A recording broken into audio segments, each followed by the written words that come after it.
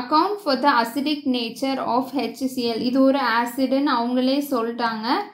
இது வந்து based on Bronsted-Lowry theory படி, அதாவது புரோட்டான் தியரின்னு சொல்லுவோம். இது வந்து என்ன, H plus டோனரா ஏதாச்சும் இருந்துச்சு அப்படின்னா அது வந்து ஒரு ஆசிட் இந்த தியரி படி. H plus அக்செப்டாரா இருந்துச்சு அப்படின்னா அது வந்து ஒரு base. H plus acceptor is a base. இப்போ கொஸ்டின்லேயே இது வந்து ஒரு அசிடிக்குன்னு சொல்லிட்டாங்க. அப்போ இது வந்து என்ன பண்ணும், அஃப்கோர்ஸ் புரோட்டானை டொனேட் பண்ணும், அப்படிதானா? ஸோ இதை வந்து நம்ம எப்படி எழுதலாம், ஸ்ட்ரக்சர் பாருங்கள். சிஎல்லுக்கு வந்து எத்தனை ஒரு ஓ இருக்குது, இன்னொரு ஓ இருக்குது, 1 2 3 4, அதுக்கப்புறமா இன்னொரு ஓவில் வந்து ஒரு ஹெச் இருக்குது. இப்படி தான் நம்ம ஸ்ட்ரக்சர் எழுதியிருக்கோம். ஓகேவா? ஸோ இதில் வந்து இப்போ பார்த்தீங்க அப்படின்னா இது வந்து இந்த ஹெச் ப்ளஸ்ஸை தான் இது டொனேட் பண்ணிடும். டொனேட் பண்ணிவிட்டு என்ன தான் மாறிடும் அப்படின்னா இந்த ஓ எல்லாம் அப்படியே இருக்கும். இந்த இதில் வந்து ஹெச் ப்ளஸ் மட்டும்தானே போகும், மிச்சம் இந்த பாண்டில் உள்ள எலக்ட்ரான் அப்படியே ஆக்சிஜனுக்கு வந்துடும். இப்போ இது ஓ மைனஸாக மாறிடும். அப்போது என்ன தான் மாறுது, ஹெச் ப்ளஸ் ப்ளஸ் ClO4 மைனஸாக மாறிடுது. ஓகேவா? இதுதான் என்னது, கான்ஜுகேட் பேஸ்.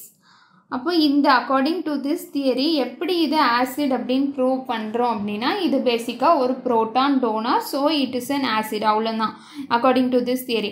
ஆனால் நீங்கள் வந்து கொஞ்சம் கம்பேரிசனாக எழுதி கொஞ்சம் கொஞ்சம் கிளாரிஃபிகேஷனுக்கு கம்பேரிசனாக நீங்கள் படிக்கலாம். எப்படின்னா இப்போ HClO, HClO2, HClO3, அப்புறமா HClO4 இப்படி நீங்கள் எடுத்துக்கோங்க. ஓகேவா?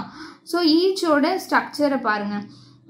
Cl ஃபஸ்ட்டு வந்து என்னது, 2 O, இது வந்து ஒரு ஓவும் ஒரு ஹெச்சும் இருக்கும். ஓகேவா?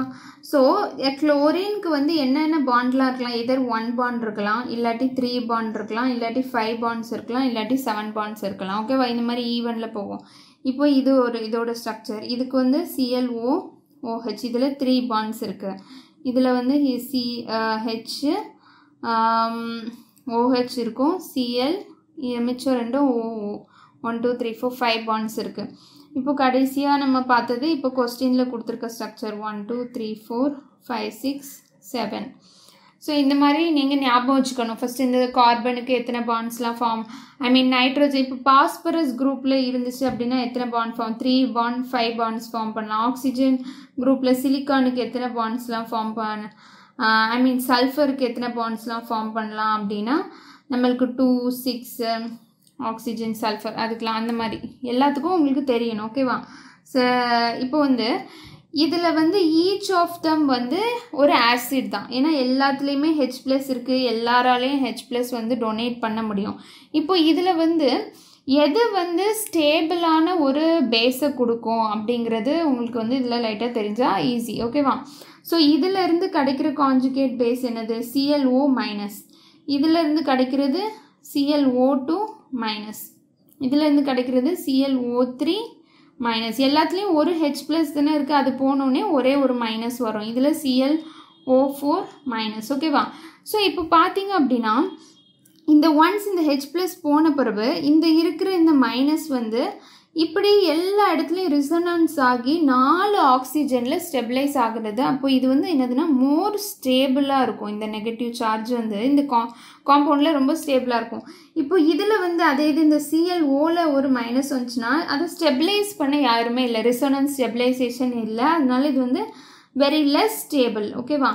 இப்போது இந்த மாதிரி வெரி லெஸ் ஸ்டேபிளாக இருக்குல்ல, இதுதான் ஸ்ட்ராங் பேஸாக இருக்கும். ஏன்னா அது வந்து அது ஸ்டெபிளைஸ்டாக இல்லை, அதனால யார்கிட்டயாச்சும் அந்த எலக்ட்ரானை கொடுத்துடலாம் அப்படின்னு பார்க்கும். எலக்ட்ரானை கொடுத்து, அதாவது ஒரு புரோட்டான் இப்போ இதை வச்சு ஒரு டக்குன்னு ஒரு ஹெச் ப்ளஸ்ஸை அதை அக்செப்ட் பண்ணிடும்.